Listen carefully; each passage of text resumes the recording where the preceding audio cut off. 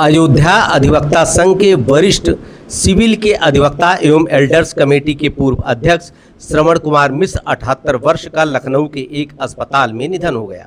उनका पार्थिव शरीर दिन में 1 बजे अधिवक्ता संघ के सामने स्थित रामपथ पर 2 मिनट रखकर श्रद्धा सुमन अर्पित किया गया। अधिवक्ता संघ में शोक सभा आयोजित कर उनको श्रद्धांजलि अर्पित की गई। अधिवक्ता संघ के अध्यक्ष पंडित कालिका प्रसाद ने उनकी निधन को अधिवक्ता संघ की अपूर्णीय क्षति बताया और उनके नाम पर श्रवण कुमार मिश्रा द्वार बनाने की घोषणा की। हाँ। चेहरा नहीं दे सकता हूँ ना, मेरी मजबूरी।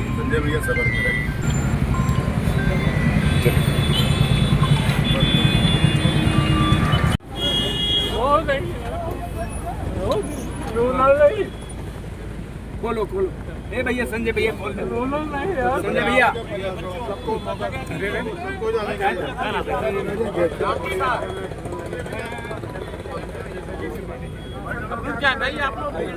हाँ आइए देखिए, आ जा आप इधर आ जाए। बाबूजी इधर चेहरा इधर उधर से आया क्या? ए भैया उधर जाने दो।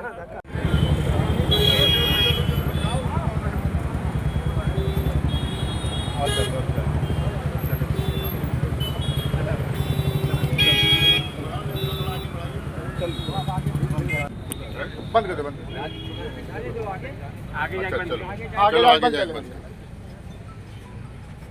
हाँ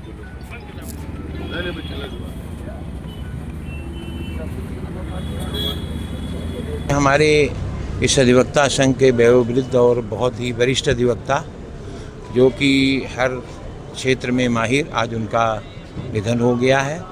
अंतिम संस्कार के लिए उनको लाया जा रहा है। लखनऊ से चल करके वो बाई रोड आए हैं। अधिवक्ता संघ के वकीलों ने उनका भरपूर श्रद्धांजलि अर्पित की है और श्रद्धा सुमन अर्पित किया है। हम लोग उनकी आत्मा की शांति के लिए भगवान से प्रार्थना करते हैं कि उनको स्वर्ग में स्थान दें, उनके परिवारीजनों को दुख सहने की शक्ति प्रदान करें। बाबूजी का जाना अधिवक्ता संघ के लिए बहुत ही दुख का विषय है और हम लोगों के लिए गार्जियन स्वरूप थे बाबूजी। जहाँ भी मिलते थे आशीर्वाद देते थे, आगे बढ़ने की प्रेरणा देते थे। और अब ये समझ लें कि सिविल का कोई है नहीं जो इस तरह का जो मेरिट पर वकालत करता हो। बहुत ही दुख का विषय जी। दीवानी मामलों के बहुत बड़े जानकार थे और दीवानी न्यायालय के एक स्तंभ थे। उनके जाने से हमारे बार को एक अपूर्णीय क्षति हुई है, इसकी पूर्ति हो पाना संभव नहीं है। देखिए, श्रवण कुमार मिश्रा जी का न रहना एक बारगी विश्वास नहीं होता है। फैजाबाद कचहरी में और अगल बगल के जनपदों में भी एक दीवानी अधिवक्ता के रूप में उनकी एक अपनी ख्याति थी, अपनी उपलब्धि थी। यहाँ तक कि तमाम जजेस भी उनसे फाइलों के निस्तारण में सलाह लिया करते थे, पूछा करते थे।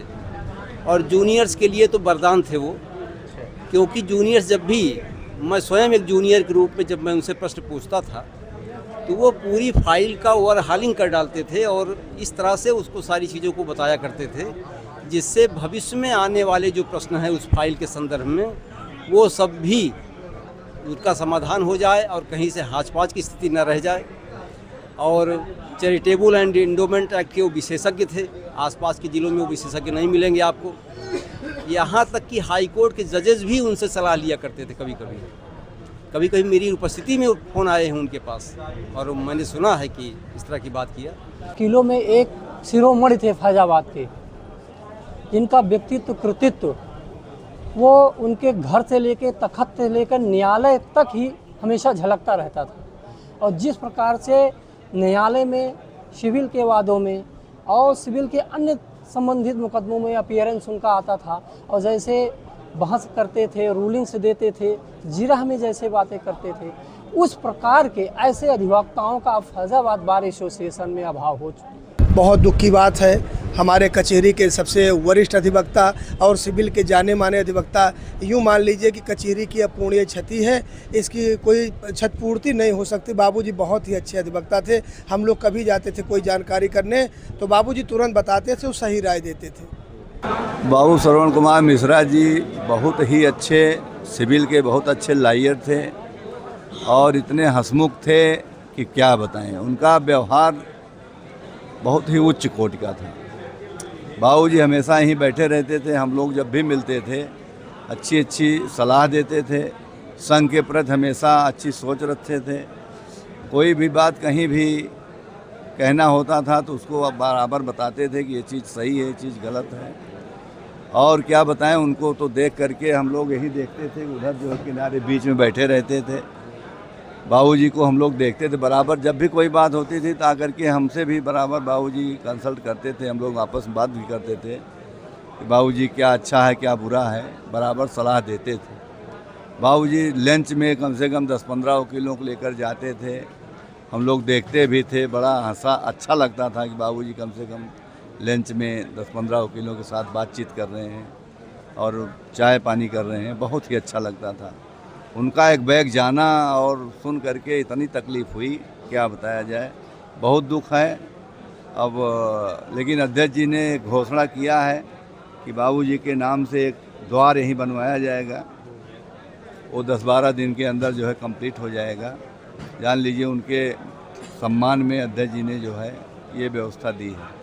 और ये भी व्यवस्था दिया है कि अगर उनका पार्थिव शरीर लखनऊ से आ रहा है तो हम लोग यहीं पर जो है माल्यार्पण करेंगे, पुष्पांजलि देंगे उन्हें। बाबूजी का जितना सिविल का आप कोई वकील रह ही नहीं गए।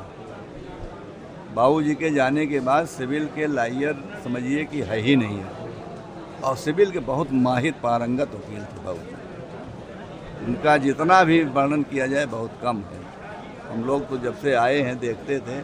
बाबूजी के विषय में क्या बताया जाए, कोई शब्द नहीं है।